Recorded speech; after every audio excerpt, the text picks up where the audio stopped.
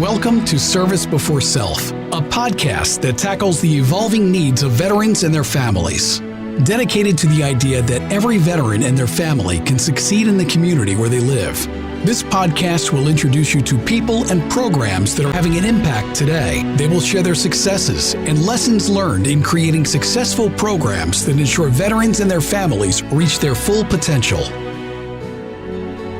Hi, this is Sam Whitehurst. I'm the Vice President of Programs and Services at Dixon Center for Military and Veteran Services.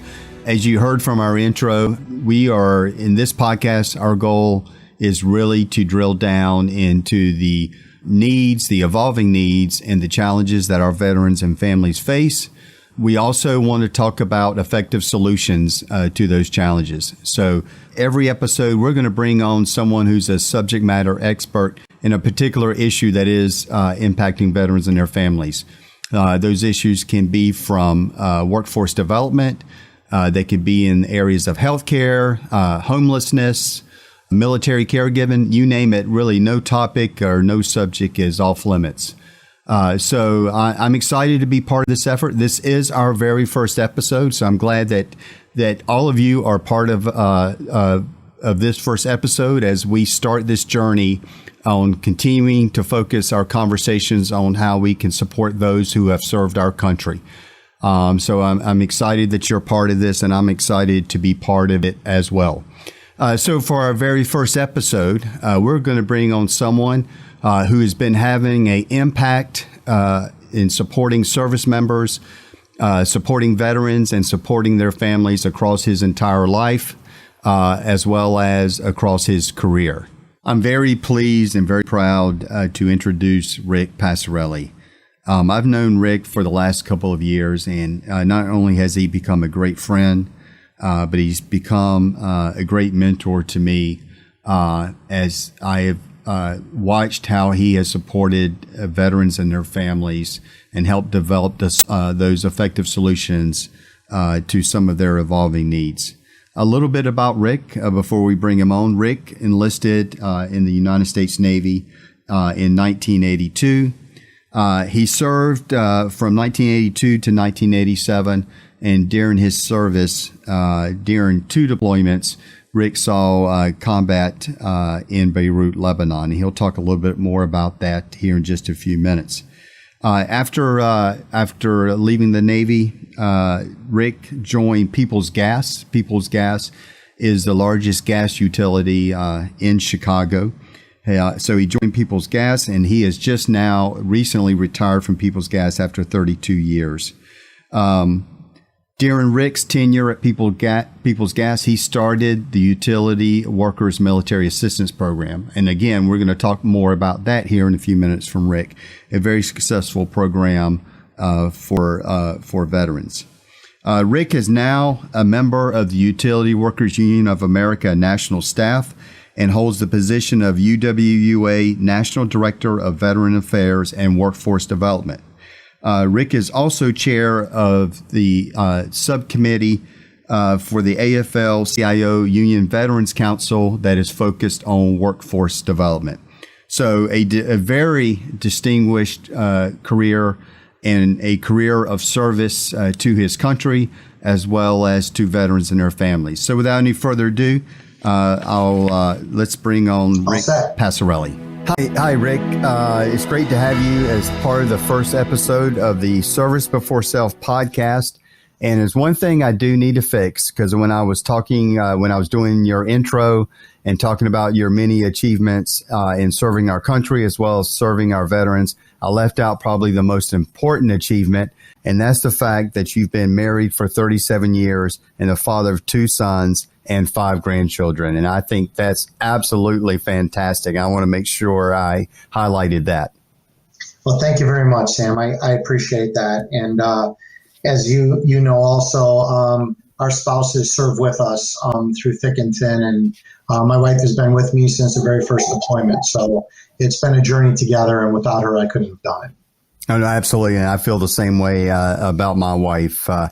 They are truly critical to, when we're serving our country and to the success we've had in our military careers. Could not have done it without her. And I'm sure you feel the same way. Absolutely.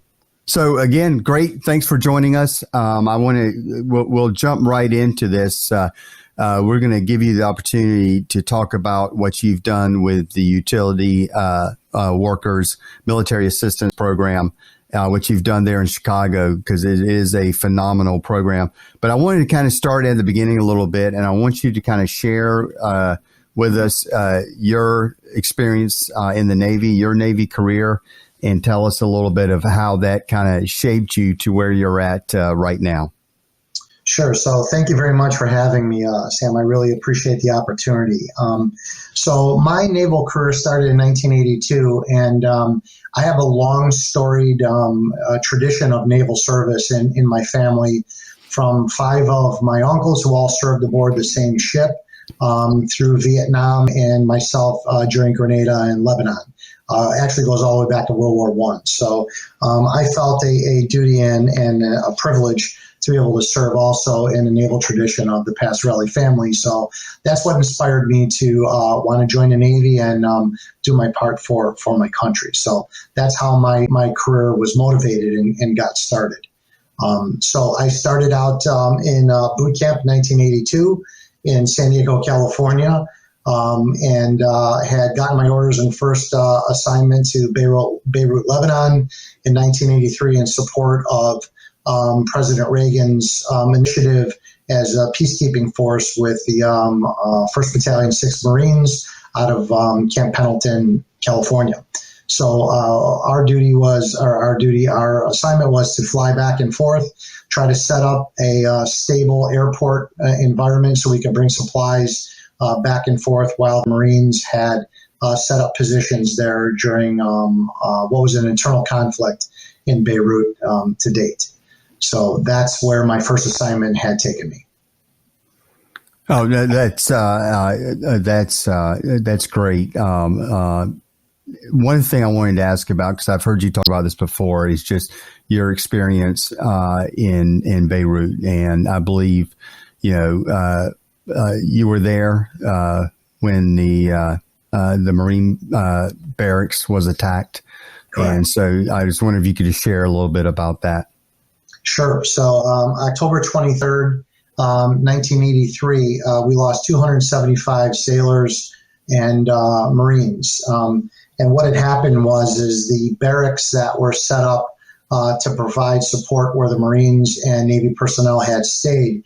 We're hearing a lot of radio chatter several months leading up until the explosions, and the internal conflict was to try to get the United States removed, along with our allies, our peacekeeping forces, from 5 different countries to exit Lebanon at the time.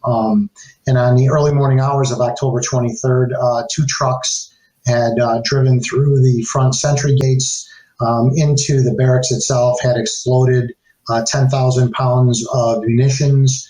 And to date, that's still one of the largest losses of Marine Corps and Navy personnel outside the Tet Offensive in Vietnam. So it was a tragic day for all of us. You grow up real quick at 18 years old, and you realize that life has a lot more to hold, and things that you question about why you were not part of that catastrophic event where brothers and sisters were lost. You wanted to give back and make the best that you can of what life that you have, that those of our brothers who had been wounded and killed in action never had the opportunity for. No, thanks for sharing that. I really do appreciate that. And I think it's important that, especially for those who may be listening who do not have may not have military experience, or maybe don't have those ties of military experience within their family. It's important they understand kind of some of the challenges and the experiences that our young men and women face, whether it's in Beirut or whether it's in Afghanistan or Iraq. Experiences that truly have shaped them and and experiences that in the long run, I think they're able to turn in many ways into a positive approach as they go forward. And so, I really thank you for sharing that, Rick. Now, as you transitioned out of the Navy, can you tell us a little bit about that and how that led to a career at Peoples Gas? Sure. So my construction experience as a CB during my transition period, and I'm proud to say that's things that yourself, Colonel Sutherland, Colonel Milne, and myself work on, is an important piece of transitioning that sailors, soldiers, and airmen didn't have in my era. When we transitioned out, it basically was about a 4-hour interview process with your commanding officer, asking about your intentions to reenlist if you were a candidate for to reenlist, and what the future held for you. I remember quite frankly the questions that I was asked by my CO. And I had told him with the experience that I'd gained in the Navy, I wanted to get into the construction industry and be able to utilize that skill set. So when I transitioned out, I worked a couple jobs prior to Peoples Gas in the construction industry, applied at Peoples Gas and was hired. And shortly after being hired at Peoples Gas, I was in a union position, and I had thought of running for my first position in office at the Utility Workers Union of America, excuse me, which I did, and I soundly was thumped in my first election. And it did not deter me. Later on, 3 years later, I reran for another position. In 1996, I won that election to try to enact some change in the union and try to bring some veterans issues to light. And I'm proud to say I never looked back after that. I never lost another election for the next 30 years. So that's fantastic, and and the fact that you turned that initial setback into a very positive, and it's obviously helped led to where you're at right now. I think that's great. That's very remarkable, and just really, I think that says a lot about you and how you did that. So now let's kind of talk about some of the specific work that you've been able to do both at Peoples Gas and within the UWUA. Working with organized labor, some of the specific things you've been able to do for veterans and their families. And I'm talking very, very specifically about the UMAP program. Sure. So several years ago, the membership in Chicago that serves approximately 1 million customers had dwindled down from, at the time, 2,000 union members serving those customers and community in the city of Chicago, down to under 1,000 members.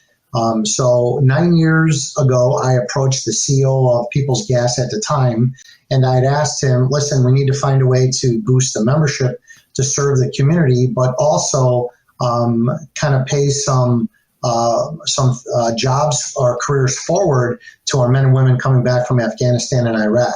At the time, the unemployment rate for veterans was huge.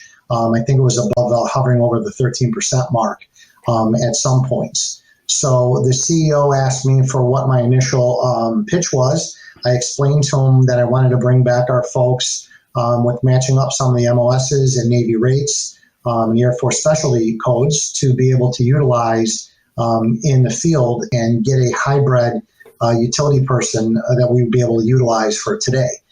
He told me to run with it, so we went out and found a school in the city of Chicago.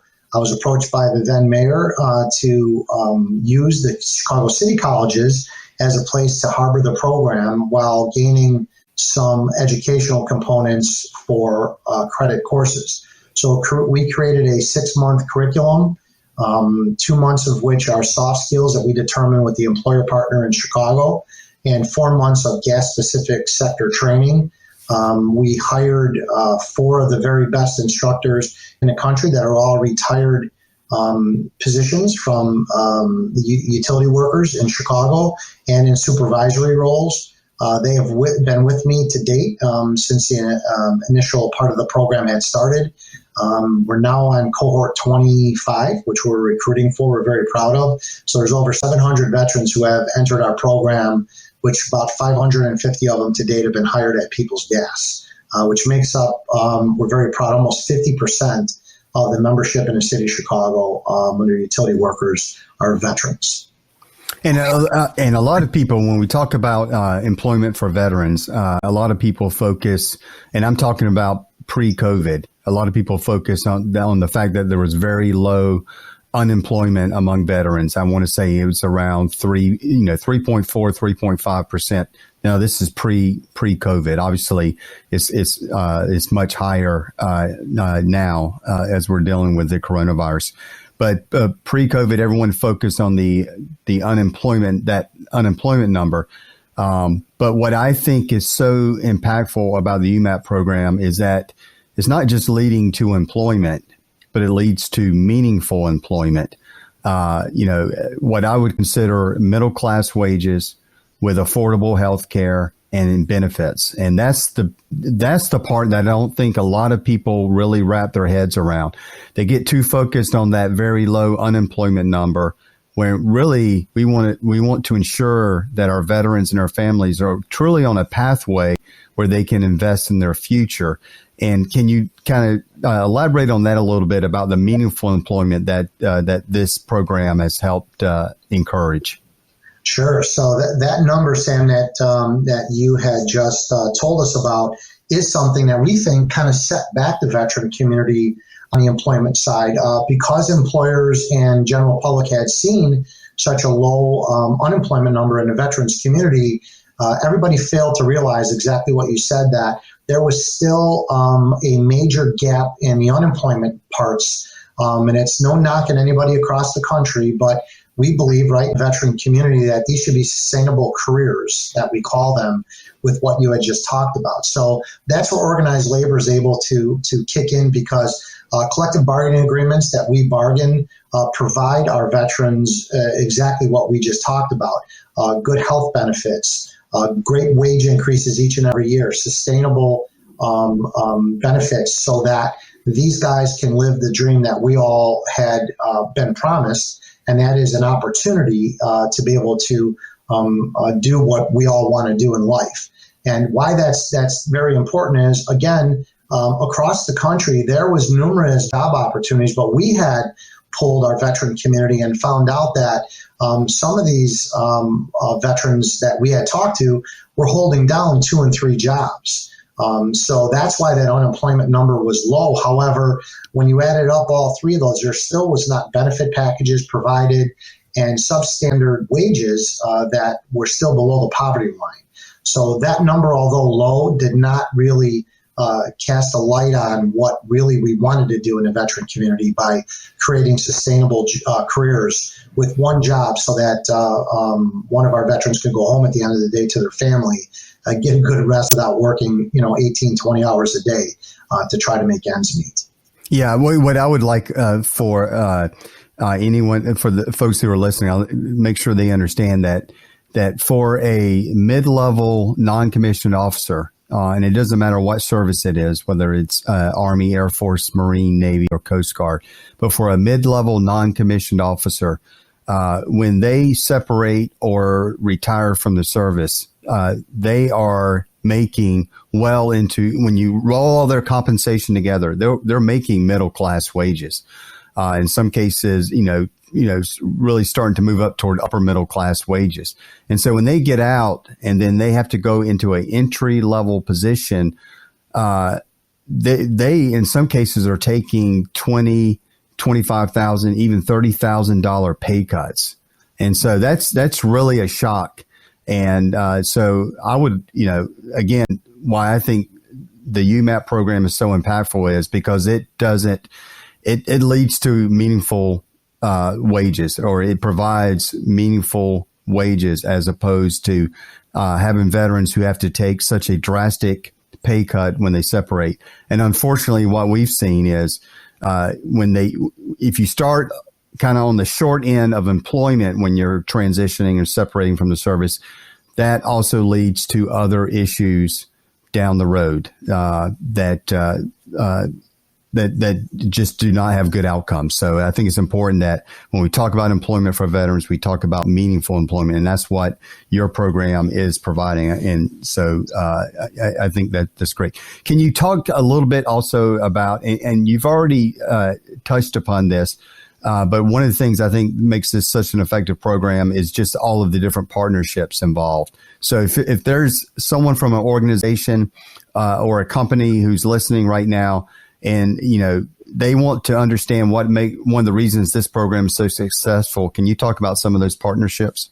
Absolutely. So again, Sam, the point you bring up is very important from the standpoint that getting veterans careers to us at the time that I stood up the program, it meant more for me to make sure that this just wasn't us preparing somebody for employment without providing all the supportive services that come with it, so that we set up our veterans for success. And what we mean by that is the Dixon Center has been by our side since the inception of the program, that provides a gigantic umbrella for us to be able to send veterans for supportive services, and leads the way when it comes to that.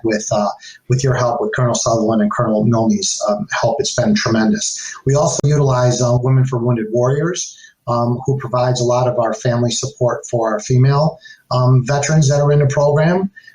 We utilize Road Home for our mental and spiritual aspect of our veterans also, that can reach out. And these supportive service partners come in, they make evaluations for our students themselves, and then provide a list of functional support mechanisms that all of our veterans have access to at no cost at all to themselves. We have many of our veterans that reach out to one, two, or in some cases, all of our supportive service partners to pull from different pieces. From it might be criminal courts cases, something that was pending, driver's license issues, all the way down to work boots and food vouchers, transportation vouchers.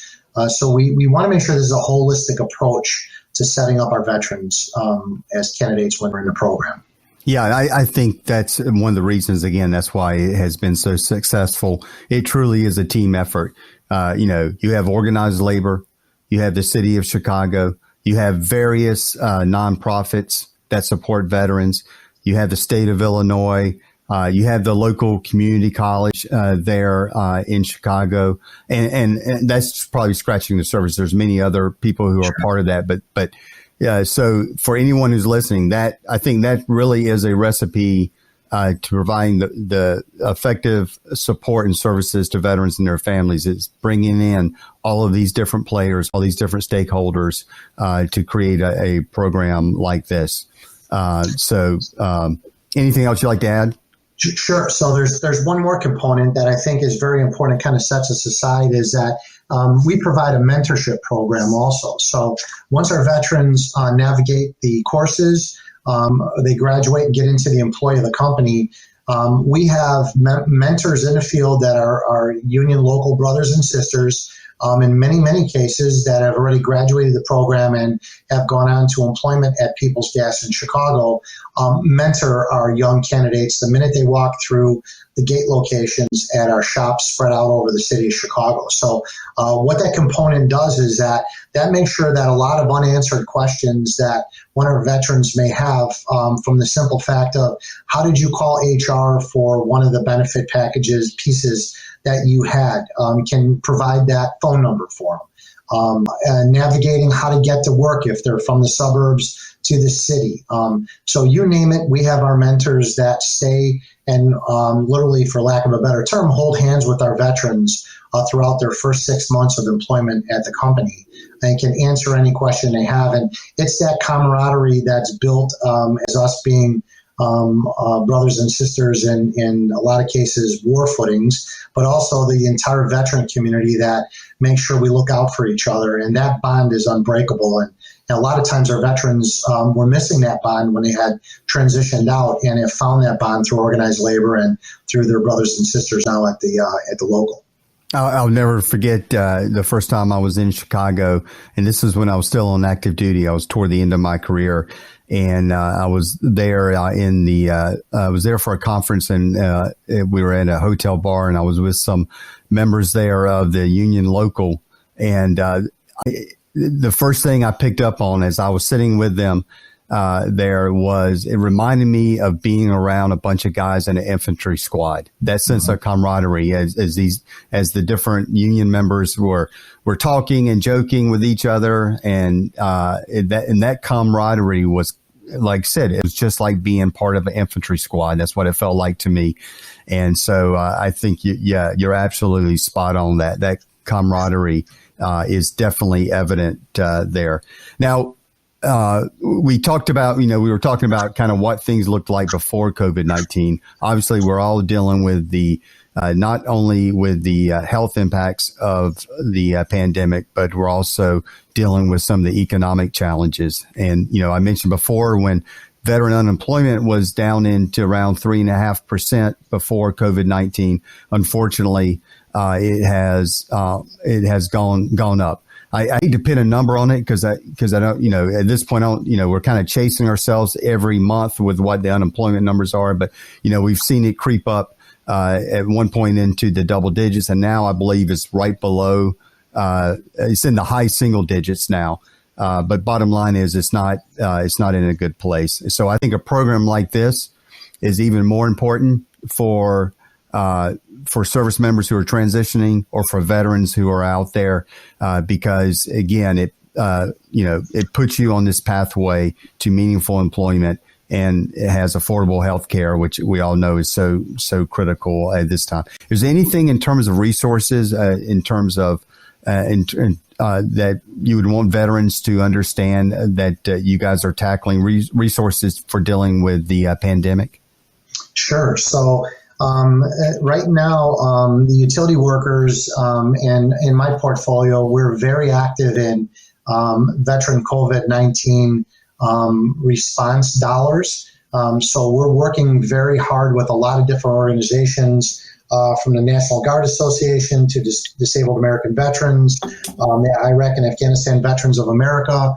And we're writing legislation, or I shouldn't say co-sponsoring legislation, with the Armed Forces Committee on both the Senate and the House side, making sure that there's dollars that are going to be put in this package and our veterans are not left on the side of what's happening right now. There's plenty of money that's put in the package in the civilian sector, but nobody has come to the forefront without all of us on the veteran side pushing to make sure that there's COVID-19 specific legislation that's going to be added to the NDA so that we can make sure that veterans' illnesses are being counted towards what we're using on the benefit side of things, as well as for our spouses and also for our children also.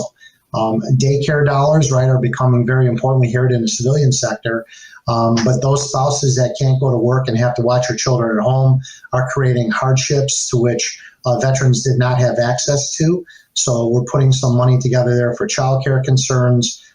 There's a whole myriad of things that we're making sure we're pushing from our perspective to make sure that veterans are included in the COVID-19 recovery package. And once again, appreciate the support that the utility workers are doing behind that effort, and the AFL-CIO in helping push not only the resources, but helping to push the legislation forward too. That's going to make sure that veterans and their families are part of the mix when we come to how all of us are dealing with the pandemic. We're coming here to the end. Rick, I didn't know if there's anything else you wanted to add before we sign off. I just wanted to mention one more thing that we're very proud of that is really gaining some momentum right now. It's called the Transition for Success Act, and that has been put forth by Congresswoman Axne in the state of Iowa. And what that's going to cover is trying to extend SkillBridge to our Guard and reservists without a lot of, let's say, obstacles or hurdles that have been put in front of them. So we have the Department of Defense's ear on this one, and we have a lot of momentum that is sweeping through the House and actually have some co-sponsors on the Senate side as well. So this has come out of committee. It is being put in a process now as we speak, and we're very excited about We have supporters from Microsoft to the National Guard Association, the Military Veterans Advocacy Group. So we have a lot of people who signed on to this piece, and we're thankful to the Congresswoman in Iowa to make sure that SkillBridge is going to be recognized for our Guard and Reservists also, and utilize that facet that we have. And for our listeners out there, SkillBridge is a very successful program that allows active duty service members to get on-the-job skills training before they leave the service. So it's been very successful in helping transitioning service members on active duty. And so, as Rick just laid out, working to get that program also, so it's having the same impact on the National Guard and the Reserve. And so a big number that we can utilize, and we'll see the weakness here that exists and why the legislation is put forward is, anywhere from a given year with the DOD's numbers, we transition out about 220 to 235,000 service members. Only 8,600 service members utilized SkillBridge last year. And we want to see that number be at least a quarter of our folks leaving the service to be able to utilize SkillBridge. And that's what we're working hard to make sure that number is realized, because it's a tremendous program and it gives a lot of opportunity to our transitioning veterans as they come out of the services. No, absolutely. I'm a big fan of SkillBridge. I was first introduced to it just before I left active duty a couple of years ago, and I am a big fan. And any way we can get more folks participating in that program, that's going to pay off for our veterans and for their families as well. So if someone wants to know more about UMAP or getting into that program, or if you're an organization or a company out there and wants to know more about UMAP, how can they do that? Sure. So you can go on Power4, the number force, power4america.org. And underneath that tab, you'll see the Utility Workers Military Assistance Program. The acronym that we use is UMAP. Click on there and all the information will be provided. There's applications if you're going to be transitioning and want to get into our program. We run one in Chicago to date and one in Lansing, Michigan as well. So we're excited about the opportunity as we start to grow across the country. Some of our bigger employers have all wanted to start pilot programs that we're working on to date. So we're excited about the opportunity that grows. But powerforamerica.org, click on the UMAP link and it will take you to all the information that you need. And I'll make sure that information is in the show notes for this episode. So if someone wants to go to that website, we'll make sure that information is in the show notes as well. So, perfect. So Rick, once again, like you said, you've been a great friend to me as I transitioned from the service, and a great mentor to me as I have navigated this space and how we can better support our veterans and families. And I just want to thank you again for being our very first guest on our very first episode of the Service to Self podcast. Sam, I can't thank you enough, and Dixon Center, for all that you've done and continue to do in serving the veteran community. I look forward to our partnership for years to come. Thank you very much.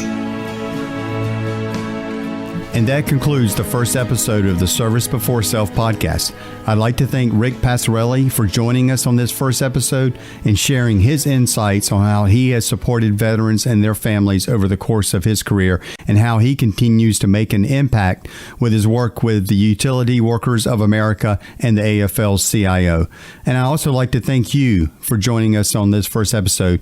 We hope you stick around and join us on future episodes as we continue to discuss the evolving needs of veterans and their families, and also develop practical solutions to ensure that every veteran succeeds in the community where they live.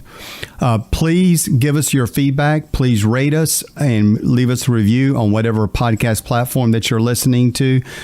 We hope to hear from you as we all continue this journey in supporting veterans and their families.